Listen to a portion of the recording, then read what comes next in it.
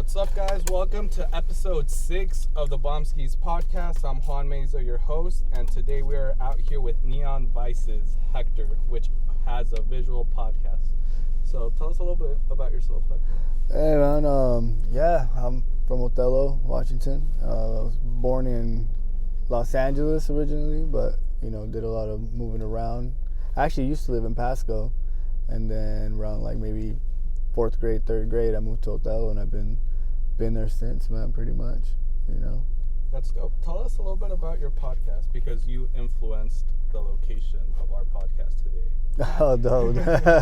Yeah, so Neonvices, man, it was just, the idea kind of came from just hanging out with homies in the car, and especially like in high school, you get together with your friends and smoke and drink, whatever, and just hanging out, creating that vibe. And then I realized that we would always get into like these real conversations at a point. At first it was just cool, we kick it, listen to some music, whatever, but it got to a point where it was like we'd have real conversations in the car. And then I started noticing a pattern, like whenever I'd be in a car with, whether it be my mom or a friend or my girl, whoever, it was when we got in the car that we had like those more intimate conversations.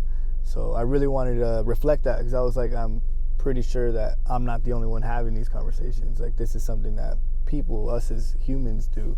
And I wanted to really, just reflect that back to people as like, this is something we all do, and then use that to share people's stories as well, and just learn.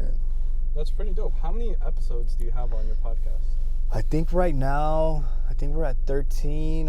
I believe I'm dropping the 14th one tonight. Yeah, later tonight. So yeah, 14. That's dope. Yeah, and how long have you had your podcast? November. November I think was when I dropped the first episode. I had recorded them, what was it, like October or something like that? I recorded them a little bit before, but I wanted 4 of them. So I kind of waited till I stacked up at least 4, and that way I was like, if I can't get anybody to do them, I'll have 4 ready to go, at least to space out, buy me some time.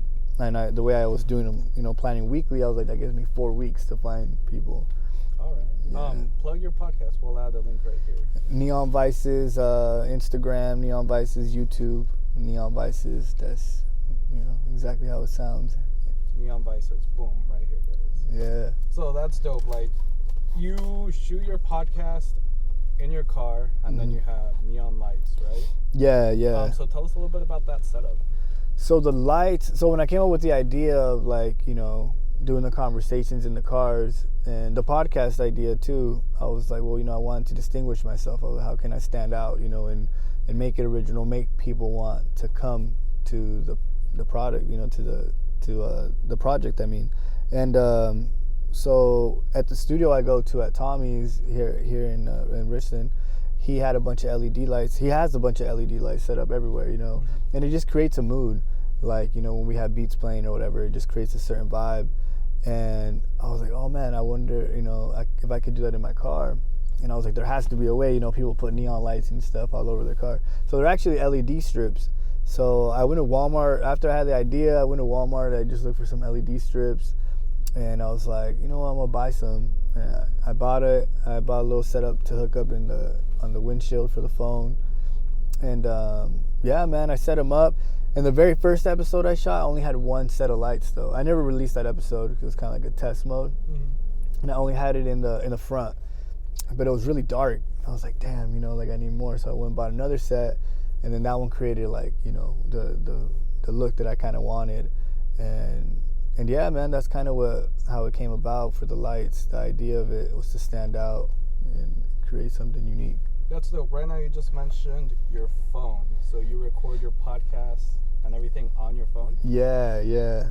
That's crazy. Yeah. So how do you do that? Like, it's just your phone? Tell us a little bit about that. Yeah, so right now the way I'm doing it is I have the phone set up. You know how you have those like little windshield holders for your phone? Yeah. Like they connect to your windshield so you don't have to hold your phone. So I have that, and I have the front-facing camera, so I can see as it's recording. And the only reason I used my phone was so that way I didn't have to wait on like, I didn't want to procrastinate. I have a really bad habit of doing that. I'd be like, I'm gonna do this, and I never end up doing it.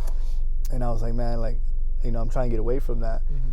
So I did a practice run on my phone, and when I turned on the lights and I watched it and everything looked clear, I heard it back and it sounded clear, and I was like, you know what, like, this will work, you know, for right now, until I get, you know. And then the other reason I wanted to do it was I wanted the you know, I was like, you know, once I get like the followers and stuff, I want them to grow with the podcast. So, you know, I know that's one thing that I like doing. Like, the first podcast I ever listened to was Brilliant Idiots. And Deezus and Mero was another one I came up on. And, you know, those, the Bodega Boys. But anyway, them, you know, you hear their growth. You know, you go back to their very first episode, or even like a Joe Rogan, if you go to his first episode to his episodes now, it's night and day. Yeah. And so I wanted to create that with the audience. So it's like I want them to see, like, I remember when he had a phone, you know, and then, you know, once things upgrade, just have them go through that, you know, together.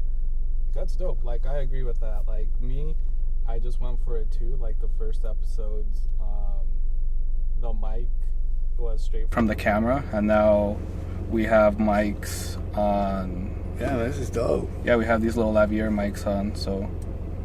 Oh, shit. We just stopped recording. Bad battery. Well, psych, guys. You guys are straight on the mic from the camera. Our mics just died, so we're just lying to you guys.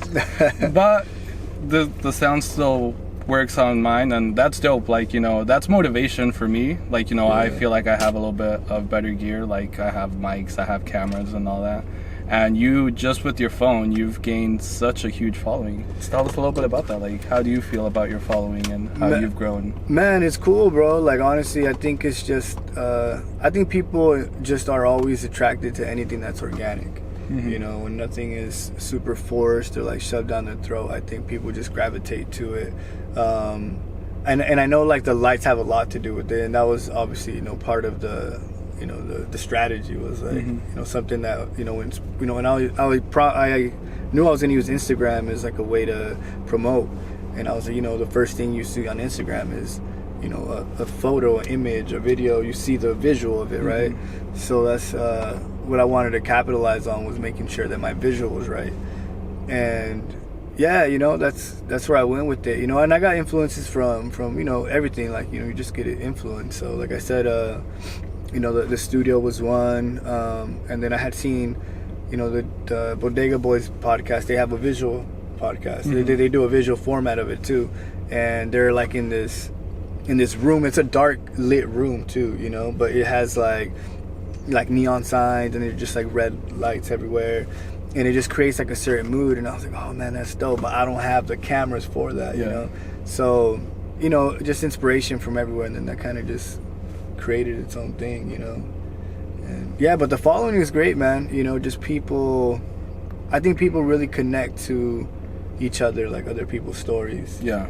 You know, because that's when I started following you. Like, you had a few episodes out, and I followed you, and I was like, oh wow, this guy just drives around in a lit car, literally lit. Yeah, it's lit, bro. And you just talk. Like, that is dope.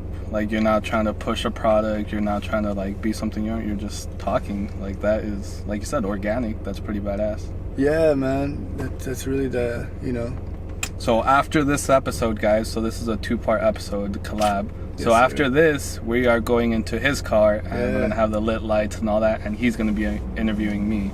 Yeah, So man. this is a 2-part. So you guys are gonna see this on my channel, and then for part 2, where he interviews me in his car, you got to go over to his channel. Hell yeah, that'd be dope. So that's man. pretty dope. Like, I love collaborating with people in the industry, or just like anybody. Like, I feel like my business is very diverse. Yeah. So I am able to connect with all sorts of people. Like, you are the first podcaster that I interview or link up with. Like, I've met up with other creatives, photographers and stuff, but it's like, it's cool meeting people doing the same thing as you. Like, I have way less episodes than you. Right. So what are some tips you have for me? Like, I am like, what, this is my 6th episode? Yeah. So I'm just starting too. This is like, I started it and I'm having so much fun. I think it's so dope just being able to interview people, talk with people, and document it and share it with the world. Yeah, man. I mean, honestly, I wouldn't have too much advice. I think as long as that's what it is, as long as you're doing it because it's fun, you know, because you enjoy doing something. I think that's always the move, you know. Everybody has different formats, and everything works for everybody differently, you know. Like, I like watching different podcasts and learning from people that are doing things differently, and just taking little tips in there, like, oh, okay, I might do something like that, or maybe something like this, you know. Like, one of the podcasts that I thought was dope too is like Drink Champs. I think their whole format is dope, you know. I don't know if you've ever seen that, but it's Noriega, and he brings in like all these like older artists, you know, and he likes to just basically thank them, like he says, you know, give them the flowers before they pass, you know, or anything. He's like, I want to thank you now. But the whole premise of that show is like they drink, or, you know, like at least him and his friends are drinking, and whether the guest wants to or not, you know, that's their own thing, but they're just having a fun time. And when you hear it, you feel like you're part of that like fun time, you know. Yeah. So yeah, man, everything just kind of works for everybody differently, you know. And so I think it's dope, man. I like the way you do it, how you just, like, you have, when I met you, you know, you had your whole gear and you were ready to shoot, you know, you had everything in your bag, like. Everything fits in that backpack right there, guys. Yeah, like. You guys could shop at my website, link in bio. Get that bag. This guy had like 1,000 things in there, and you were just taking shit out, like. But I think that's ill, you know, because that shows, like, when you did that, it reminded me of this Lil Wayne documentary where he just has a studio with them at all times, like a little portable studio, and he would be in the hotel, and he pops up this little, like, it's a little old ass studio, and his homies would record, but he recorded the Swagger Like Us verse on there, and you know, who knows what else, but that part was documented when he records that verse, and it was on a little studio, and that's what this reminded me of. You're just on, like, ready, and that I thought was super dope. Like, for me, it's important to be mobile. Like, everything fits in my backpack. Like, I carry, I think, 2 cameras, sometimes 3, the mics, the clapper, a book, my laptop, and it's like I could edit like on the go if I wanted to. Yeah. Like right now, I live with my parents, so I have a little brother and he's always crying. So it's like I can't really record at home. Right. But being mobile, it's like I could record in the car. I've recorded at other people's studios. I'm down to record at a coffee shop. Like, yeah, like the world is ours. Like, we could record anywhere. And I think that's cool that you take advantage of that, and also with like your skills of like photography and video, because you do videos and photography, right? So I consider myself a streetwear and media company. Media being like everything from photography, video, audio, like everything. I didn't want to limit myself to just a photographer or just video. Like, I feel like I am diverse, right? And that's what's cool, because I am able to have conversations with a variety of people on different topics. Yeah, no, I think that's good, man. I think we're just in a different era now, you know, where we can do stuff like this, where you know, we have the technology to do things like this, and I think, you know, why not take advantage of it, you know, and use social media. I mean, social media is real cool to interact just on a personal level, but why not use that as a tool to like promote what you're already, you know, your passion, your craft, what you're doing, and you know, I think it's dope. So what is next for Neonvices? Do you ever see yourself like with the studio or like a bigger setup?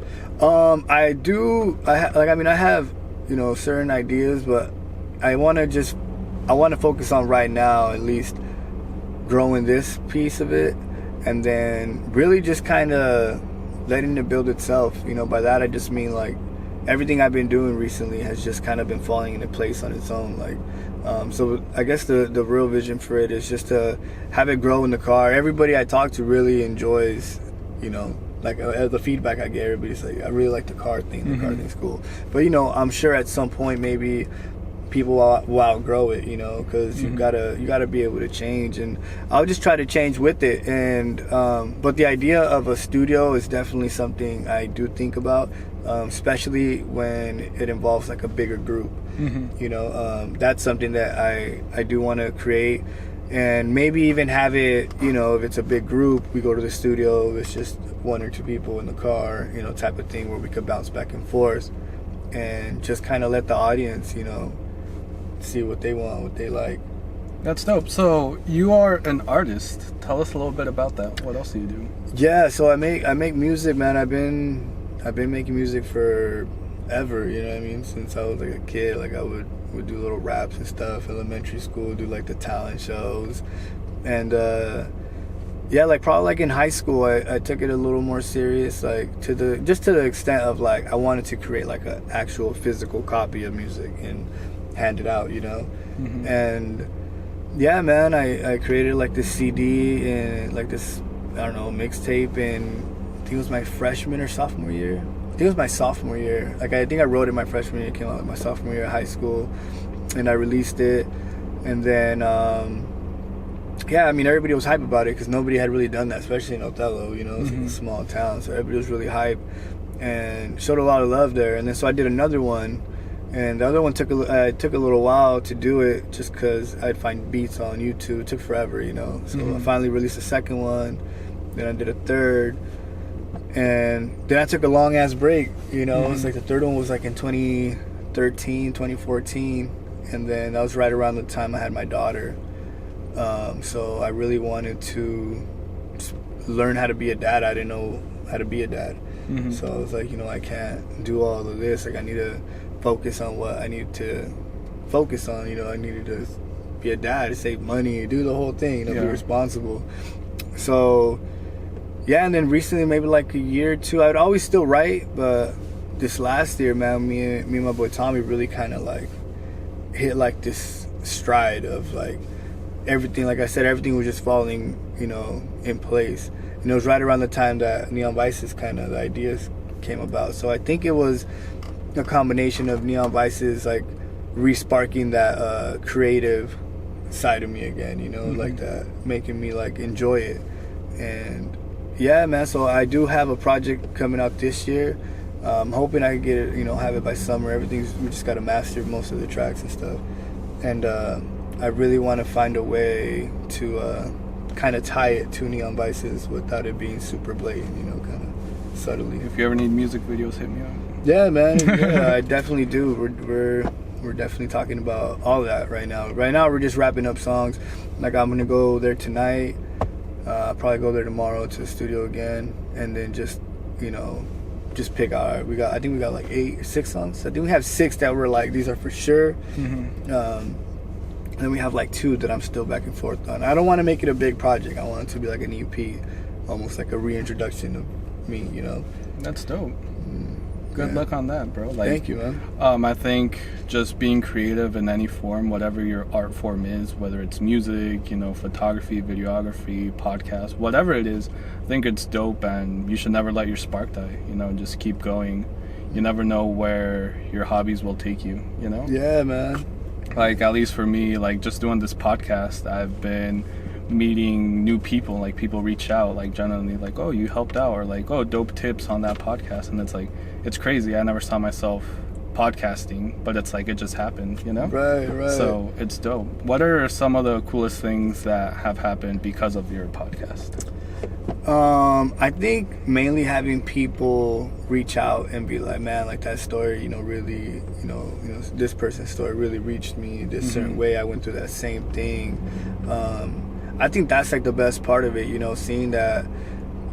Like, I like when other people's stories are like inspiring more people. Like more people are like, yo, like I didn't know, this person was going through such and such. I had a similar thing. Or even like I had a couple people, friends of mine that were on, and they told me things I had no idea, and I've known a lot of them forever, and I was like, what? Like I found out literally as we're recording. I'm like, yo, what? Like, so yeah, I think just that vulnerability, the fact that people are willing to share some of these stories, man. 'Cause some of these stories are wild, like it's some deep stuff, like. Yeah. So I think it's cool. But one of the coolest things, I guess, was after we did an episode, one of the guests, he was like, hey man, like I really needed that, like that was something just to get off their chest, and I thought that was cool, man. Like that I was able to help in that sense, Yeah. So it was cool. That's dope. So I am about ready to wrap up. We're gonna head over to his podcast, and he's gonna be interviewing me in the infamous Neonvices car. So that's gonna be lit. Do you have any final words before we log off? Nah, man, just keep checking out this podcast. You have it, what, Bombskeez? Yeah, Bombskeez. Yeah, the Bombskeez. And keep checking it out. I got the merch right here. You already know. Oh yeah. So get yours. Get the backpack, everything, guys. Check it out. And just check it out. Support. Go check out Neonvices. And thank you. Yeah, thank you for your support and stay bomb. Yeah. Now we're heading over to his. Peace.